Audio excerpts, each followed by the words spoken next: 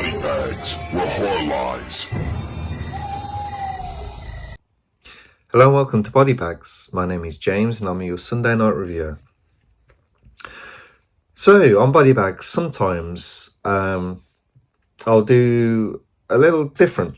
I won't do a movie. I'll do like a short or an episode of like a horror series. And I've recently been watching quite a few of the Hammer House of Horror. So there's two which stand out for me. And the one that I'm going to review today is the house that bled to death by Tom Clegg.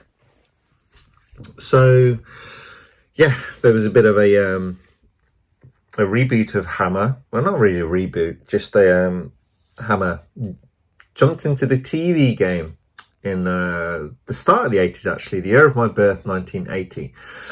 And you had the one series of Hammer House of Horror. And yeah, it's a selection of almost 1 hour long episodes. And yeah, so Tom Clegg's The House That Bled to Death. So unusually, he's a TV director, meaning that he just does TV episodes and things like that, the occasional TV movie.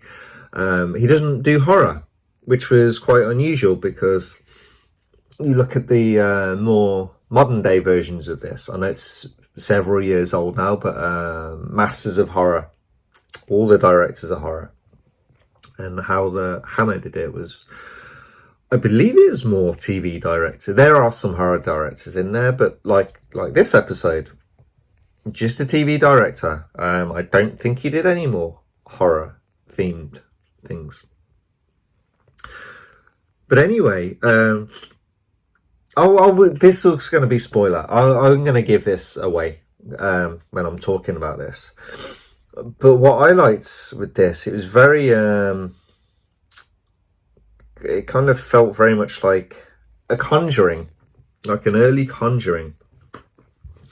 So you have this, the start of the episode is this guy poisons his wife and then actually he hacks her up. And yeah, he's that happens in the house. Okay, so haunted house kind of thing. Okay, so this family move in. There's the mom, dad, and a little girl. She's 7 or something like that, 6 or 7 probably. And shit starts happening in the house, little bits and pieces. There's this neighbor that comes across and befriends them, man and a wife, and so they know the whole backstory, and the family don't. So they're finding things out.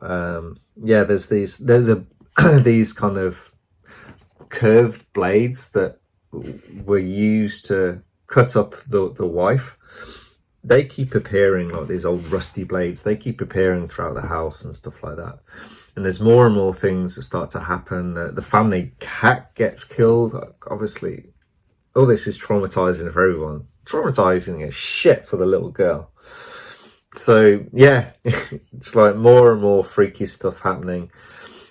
And then probably the most famous kind of scene from this, the little girl is having a party, and one of the presents she gets, it's one of these blades. So the mum freaks out, starts shouting at everyone, but then she's like, oh, I'm sorry.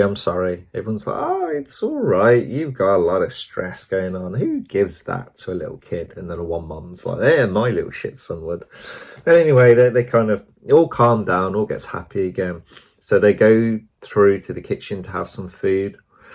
Then the water pipes start banging, and part of it breaks, and then blood just pours everywhere. I mean, these poor kid actors, they're just getting kind of covered in blood. It looks really cool, actually. It doesn't look like the orange blood. The blood looks cool in this. And yeah, it's flying over everything, flying over everyone. It's like, oh man.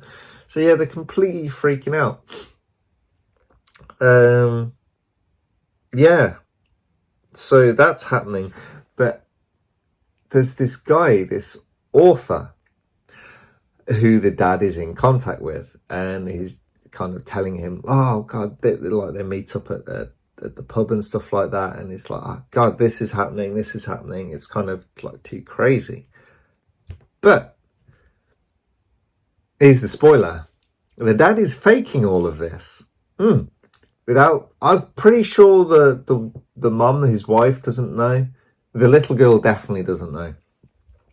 So yeah, he's faking all of this for obviously being the time of what it is wasn't going to be made into a film, but the big thing was like, oh, it's going to be a best-selling book.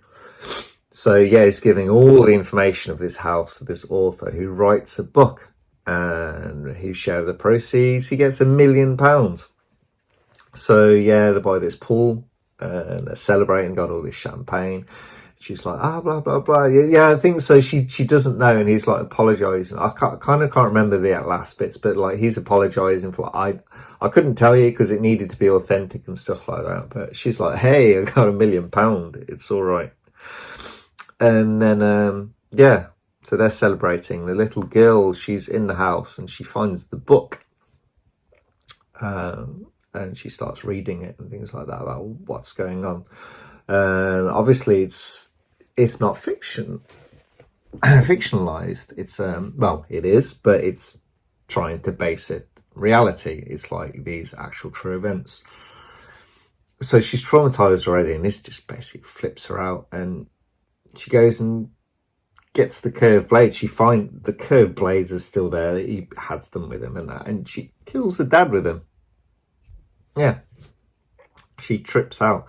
But I thought this was like a really cool episode. I really like how it's all built and the thriller, the suspense side of everything, and it's like it's really nicely done. And like I said, you don't know what's kind of going on. You just, oh God, this is just like a haunted house. But I liked that it wasn't, and it's like maybe a different approach from like a horror director to the non-horror director. Is like, I'm not making a horror episode. It's like, it kind of isn't. Oh yeah, she gets killed at the end. He gets killed at the end, like from the daughter hacking him. But I really enjoyed this one. Yeah, I thought it was great. Pretty much most of the episodes in this series are really good. Yeah, it's a solid TV series of horror TV series.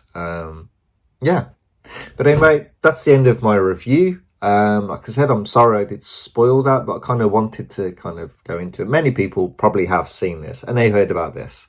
There's this one, and yeah, there's a couple of other famous ones, but this is one that stands out from the series. Well, anyway, I hope you guys enjoyed this, and I'll catch you next week. Thank you. Bye bye.